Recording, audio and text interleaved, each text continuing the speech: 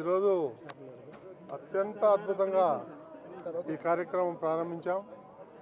ఎందుకంటే ఎటువంటి ఆటుపోటులు లేకుండా చాలా పీస్ఫుల్గా దర్శనాలు జరుగుతున్నాయి. మనం అనుకున్న టైం కన్నా కొంత ఎర్లీగానే స్టార్ట్ చేయడం జరిగింది. ఎలాంటి ఇబ్బందులు లేవు. అన్ని రకాలు కూడా మన అధికారులు ఎవరైతే ఉన్నారో వాళ్ళందరూ కూడా కట్టుదిట్టమైనటువంటి ఏర్పాట్లు చేయడం జరిగింది. చాలా బ్రహ్మాండంగా దర్శనాలు చేసుకుంటున్నారు. అందరూ కూడా భక్తులను అడిగితే వాళ్ళందరూ కూడా చాలా ఆనందం వ్యక్తం చేస్తున్నారు. కాబట్టి ఎలాంటి ఇబ్బందులు లేకుండా ఈ కార్యక్రమం సాఫీగా జరుగుతుంది. ఇంకో 1.5 అవర్లో విఐపీలు దర్శనాలు అయిపోతాయి.